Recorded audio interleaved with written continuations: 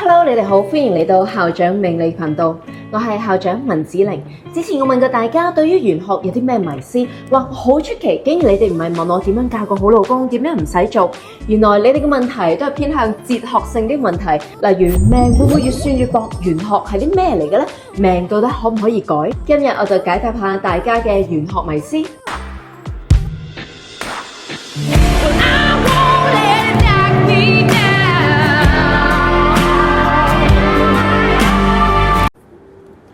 命算得多會唔會變薄？到底算命係啲咩嚟嘅呢？點解我哋可以知道你過去發生嘅事，亦都可以預測到未來未發生嘅事？其實算命就好似一個統計學，有人將以前幾百年有啲人發生嘅事記錄咗落嚟，然後進行研究。世界上每一樣嘢其實都有一個特定嘅軌跡，就好似我哋將個玻璃樽掉落地下，呢個玻璃樽掉落地嗰刻就會碎開。如果我將個彈彈波掉落地，呢個彈彈波會彈返轉頭。到底點解我哋會知道呢啲事有啲咁嘅 prediction？ 其實世界上好多我哋以為係偶然發生嘅事，佢哋都係遵從住一個定律去進行。玄學概念係差唔多嘅，喺你嚟到呢個世界上之前，其實已經有好多人嚟到呢個世界上邊，有人將佢哋嘅事記錄低落嚟，發現喺某一個時辰出世嘅人就有一種特定嘅軌跡。所以而家我哋接觸到嘅玄學，好大部分係由於以前嘅人做過研究、做過統計而留落嚟嘅大數據。命運好多時候都有偏差，其實唔能夠100%算準。例如你將個玻璃樽掉落地下，其實佢唔一定會碎；而你將個彈彈波掉落地，佢亦都未必會彈返上嚟，可能佢會碌咗落梳化底。所以算命其實唔係要將條命100%算準，就好似你出去買個麵包，有時你都估唔到，原來成年佢都唔會發毛。算命其實係一個框架，一個 guideline， 你所遇到嘅人、遇到嘅事，你做嘅每一個決定，你身處嘅地方、你嘅平台，都會影響咗你命運嘅細節同埋結構。所以命其實唔會越算越薄，亦都唔係天機不可洩漏。命運就好似一個劇本，喺你嚟到呢個世界上之前，你已經睇過呢個劇本，揀好咗。而玄學老師就好似一個揸住你資料庫鎖匙嘅人。當你問我問題嘅時候，我就會拎住呢條鎖匙去你嘅資料庫嗰度打開佢，將你想知嘅答案揾出嚟，話俾你知道。如果你鍾意我嘅影片嘅話，記得要 subscribe、share、comment 同埋 like， 仲要撳埋粒鐘仔，撳入新片嘅時候，你就會即刻收到通知㗎喇。就係講香港啦，同時辰嘅人大概有7個。根據 ChatGPT 講，係2023年大概有5萬到6萬個人出世。如果你除翻開365日，每一日就有164個人，每一個鐘頭有7個人出世。你覺得呢7個人嘅命運會唔會相似？當然係唔會啦。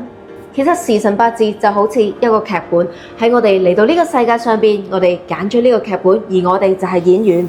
每一個人有唔同嘅演繹方法，你都會遇到唔同嘅對手、唔同嘅場景。呢啲嘢會令到我哋嘅命運裏邊嘅細節截然不同。算命就好似將你呢個劇本嘅大綱話俾你知道。例如我話俾你知道嚟緊嘅10年你會行事業運，如果你咁啱想喺事業上邊衝刺，你就會更加得心應手，好容易就可以達到你嘅目標。但係你絕對可以憑你嘅意志力，就喺屋企嗰度躺平，乜嘢都唔做。例如你睇到你個劇本姻緣運比較差，但係你真係好想揾到一個心儀嘅伴侶，咁你應該點樣做呢？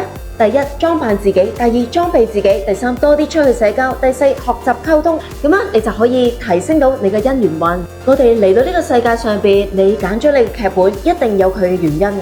好似我成日話嚟到呢個世界上邊，我哋唔係淨係享樂，我哋有嘢要學，有債要還。到底我哋攞住今生呢個劇本，想去裏邊得到啲咩呢？同玄學有緣分嘅人有幾種特質。第一，佢哋好奇心好強；第二，佢哋直覺力好犀利；第三，個腦轉得好快；第四，佢哋思考嘅時候好鍾意向內尋找答案；第五，佢哋嘅感受性好強。紫微斗數係一個好詳盡嘅性格分析，佢裏邊有幾粒星特別同玄學有緣分。天機星嘅人好聰明，直覺力非常之強，而且好擅長分析，亦都好鍾意諗嘢。佢哋嘅呢種特質對於研究玄學係非常之有幫助。第二就係天梁星。天梁星代表老人家，代表庇蔭，中意一啲舊嘅嘢，中意研究宗教哲學。佢哋個人好公正、好善良，對於好多事都有一個慈悲嘅心，所以好適合處理人際關係中嘅靈性層面。呢兩粒星嘅人好多時候都會喺玄學、宗教、哲學方面有好出色嘅表現。我嘅玄學初階課程在八字路口遇上你，喺11月上線啦！你會喺1日裏邊學識睇自己嘅八字命盤，掌握命運。如果有興趣嘅話，我將連結放咗喺留言嗰度，到時見啦！雖然我哋未必可以靠人為嘅力量去改變上天俾你嘅考驗，但其實冇一件事係100% 好，亦都冇任何事係100% 壞。好壞好多時候都係睇你嘅想法同埋你嘅反應。有人覺得失去係壞事，但係連失去舊嘅嘢，又點可以獲得新嘅嘢呢？下一個比喻，有人覺得離婚係一件壞事，但係換個角度去諗，離咗婚之後，你單身嘅日子可能係一個俾你重新尋找自己、重新 build up 自己一個好機會。有啲人會覺得我放棄咗經營10幾年嘅生意係一件好可惜嘅事，但係另一個角度睇，如果我唔放低舊嘅嘢，其實永遠都唔可以有一個新嘅開始。所以每一件事就睇下到底你係點樣諗，你係點樣睇，你係點樣嘅反應。有冇聽過克拉克里特講，人嘅性格決定咗佢嘅命運？性格喺古希臘哲學係指一個人長期嘅言行。你嘅決定，你嘅選擇會塑造咗你嘅性格，而命運就係大大小小發生喺你身邊嘅事。我哋每個人嚟到呢個世界上邊，都攞住命運嘅劇本，去到某一個特定嘅時刻，呢個劇本就會話俾你知道你應該點樣做。我哋呢一生人嘅選擇，代表咗我哋呢一個人，亦都影響咗發生喺我哋身邊嘅際遇。我哋只要肯改變我哋嘅性格，改變我哋嘅決定，就可以改變命運。命犯桃花，我哋通常都係指一個人佢喺感情上邊遇到好多困難、好多障礙。又點會咁嘅呢？因為有一啲人佢會將所有嘅精力、所有嘅專注力放晒喺感情上邊，而忽略咗佢哋人生其他嘅嘢，例如係佢嘅屋企人、佢嘅朋友、佢嘅事業，令到呢一啲嘢慢慢都走下坡。邊一種人係特別容易喺感情上邊遇到挫敗咧？其實就係夫妻宮化忌嘅人。因為夫妻宮化忌嘅人今世嚟到呢個世界上邊，就係為咗學習點樣同另一半相處，就係為咗學習點樣處理感情嘅問題，所以佢哋成日都會將全副精神抌晒落去拍拖，抌晒落去婚姻嗰度。本來你不停為你嘅伴侶付出，其實只係你嘅選擇，係冇問題嘅。不過夫妻宮嘅對面其實就係你嘅事業宮，而夫妻宮化忌呢個忌係會衝事業宮。意思就係話你會掛住拍拖、掛住感情嘅嘢，而忽略咗你嘅事業，忽略咗你嘅工作。每一個人每一日都係得24小時，你可以諗下，如果你成日都將你所有嘅精力、所有嘅時間都放晒喺感情嗰度，咁你其他嘢當然係冇可能做得好啦。人生真係唔能夠乜嘢都有，所以我哋真係要好好同自己溝通下，問下自己到底我哋想要啲乜嘢。可能有啲人覺得拍拖就夠啦，我只係想要一個錫我愛我嘅另一半。但我哋翻返去現實啦，其實感情呢樣嘢係唔穩定嘅。當有一日感情變淡，而你又冇自己嘅事業基礎、經濟基礎，咁嗰陣你點算呢？再翻返去比現實更加現實嘅現實啦。當你冇事業經濟基礎，有一日生活嘅壓力變大，感情變淡，一切都會瓦解。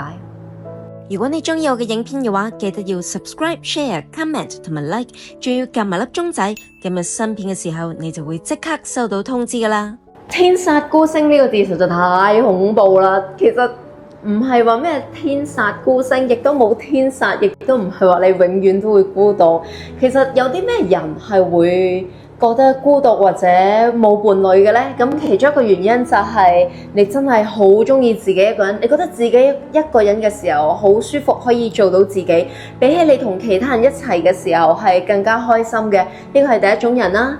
第二種人就係你好接嘅，好挨，成日都留喺屋企，返工放工，每一日都係行同一條路，你又冇乜朋友，你又唔出去社交，咁樣你就好難識到新嘅朋友。第三就係你眼角好高嘅，個個人你都睇唔順眼，你覺得個個人都唔可以做你嘅朋友，唔可以做你嘅伴侶，通常都係呢三種人令到自己變成咗天煞孤星，比較難揾伴侶。喺紫微斗數裏邊有兩粒星，第一粒叫做孤神，第二粒叫做寡宿。有孤神寡宿嘅人比較容易自己一個，身邊冇乜朋友，但係個問題其實好容易解決嘅啫。孤神嘅意思就係你好接，成日都匿埋屋企，唔中意出去社交。其實你唔中意社交，少社交會導致一個問題，就係你社交嘅能力會變低。你唔識同人溝通，唔識同人講嘢，可能你同朋友講嘢嘅時候，每一句都會好容易得罪人。呢樣嘢解決唔難。第一，多啲出去識朋友，唔好成日病埋喺屋企。第二，如果你每一日返工放工都係行同一條路，不如試下聽日行第二條啦。當你行唔同嘅路，你就會遇到唔同嘅人。第三，如果你係缺乏咗社交能力、溝通能力，其實有好多 course 係教你提升人際關係、溝通技巧、社交技巧。如果你覺得你呢一方面係唔得嘅話，就要報多幾個 course 去提升一下呢方面嘅技能。其實社交嘅技能唔一定係天生出嚟嘅，真係可以學返嚟嘅。寡叔嘅意思就係你嘅眼角好高，見到個個人都唔順眼，見到個個人都睇唔起，呢個仲簡單。其實你唔需要揀一個好完美又有錢又高大又靚仔嘅人先至可以做你嘅另一半。無論呢個人係乜嘢條件、乜嘢身份都好，你都可以先認識一下。當你慢慢認識一個人，你就可以喺佢身上邊發現到佢嘅優點。如果你鍾意我嘅影片嘅話，記得要 subscribe、share、comment 同埋 like，仲要撳埋粒鐘仔，撳入新片嘅時候，你就會即刻收到通知㗎喇。